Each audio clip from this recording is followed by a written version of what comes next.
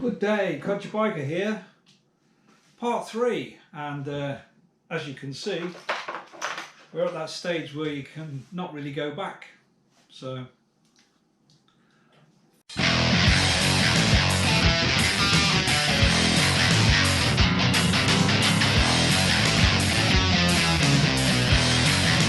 we're going to start now installing the bracket that holds the actual headlight unit in place. Now on the video he shows you to install some handlebar risers, which are great because they come with the Scott's damper pin and everything, but I'm not going to do that at this stage because I've already got some bar risers in. I'm hoping they're going to be high enough, they look about the same, and I'll do the Scott's damper later on if I feel I need it and when I've got a Scott's damper. Hold the hoses out of the way. So, one thing he hasn't mentioned, which I'll have to do, is I need to loosen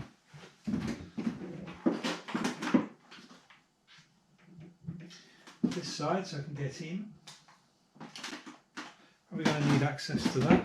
The key cover, so take the key out. The key cover is quite easy to remove, I think. Just, yeah, snap it up.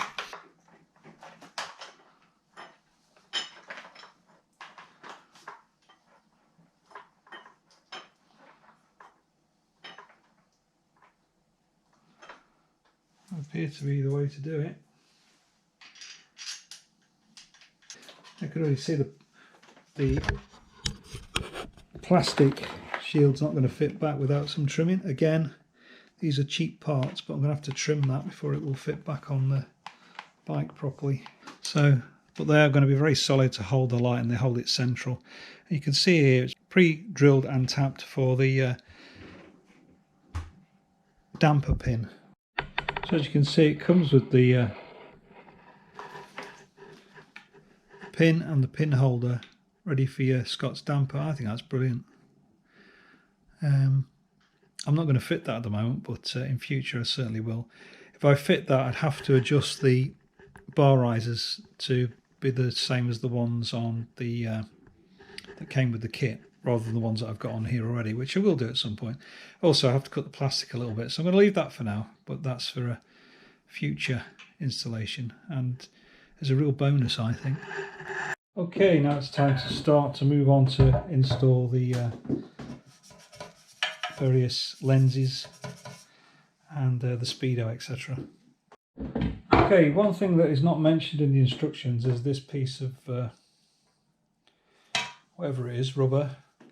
I think it goes on the top of here, so takes a bit of pushing on. Let's just hope that when that goes back, this fits back on okay.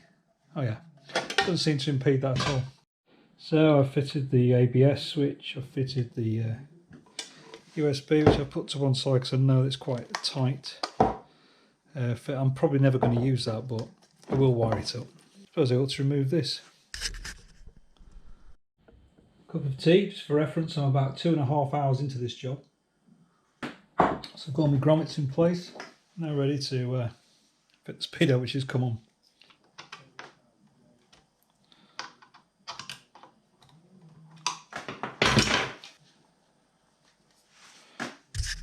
Ready to go.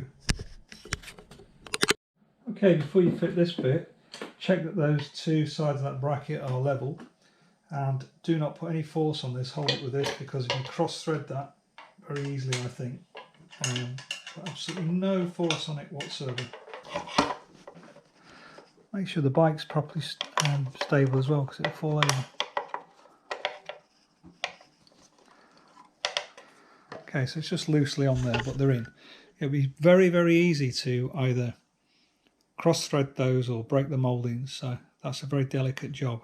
Don't think enough emphasis is put on that in the instructions. It'd be so easy to wreck the whole thing. See how this goes. I think this goes on the inside. Over there. Alright.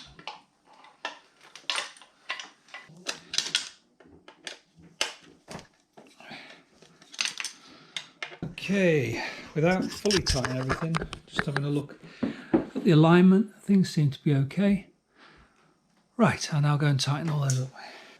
Right, everything now seems tight, solid, no cables are trapped, everything's clear. So now my next job is to figure out how I'm going to fit my heated grips, my GPS and the USB to ACC2. So I've got to make up a little custom lead. It's going to take a little bit of time. Okay, try the engine. It would appear that on ACC2 it's the brown wire that is the ground. So connect that one to the brown wire. So I've got my 3 negatives. That gives me my 3. I've got 3 female positives and 3 female negatives. Heated grips, GPS and USB. Well, here's the USB cable, so I can connect that now. All the fun of the fair. What's that one do?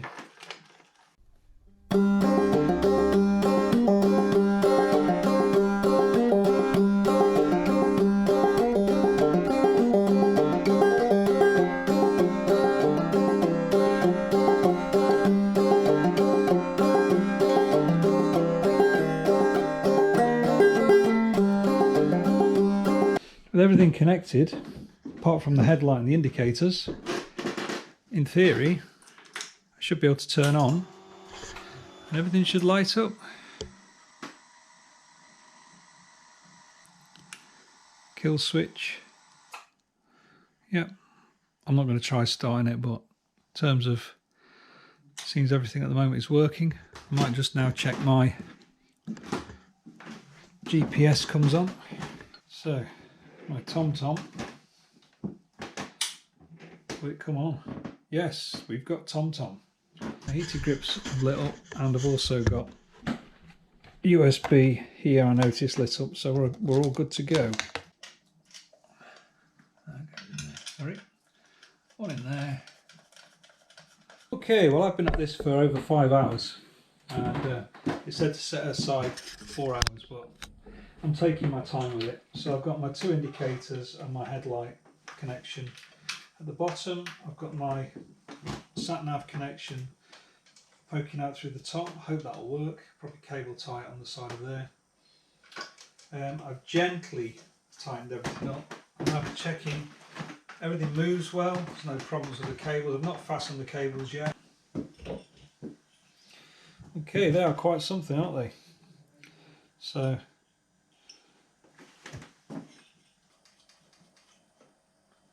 okay, actually shows you how to set them up. High beam, sort of centered over 10 meters at 0.15 off the ground.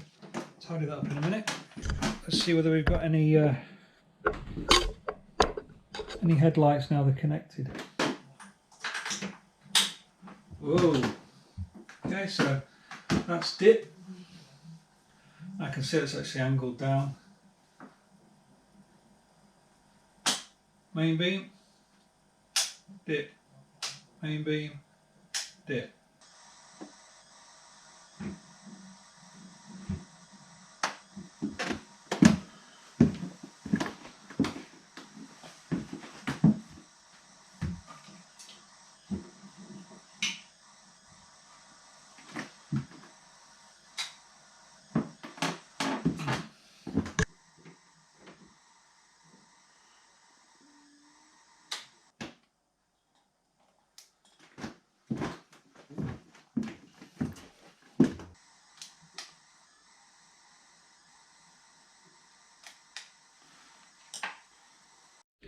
Okay, well we've come up against our first problem, which is that these indicators, which are LED, flash too fast.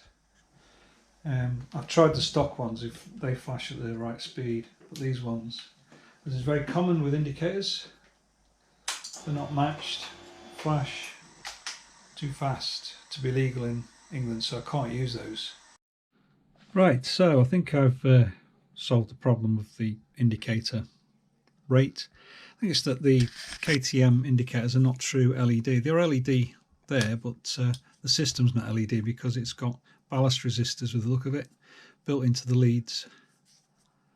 I'm guessing that's because the American bikes just have incandescent bulbs, so it's easy just to swap these over rather than fit a true LED indicator system. So the Rade garage indicator does not have any ballast resistors. I've spoken to Richard at Rade garage and he said they're going to rectify that in future and provide resistors for it. As it happens, I'm not too worried because I've come up with a different solution which suits me better.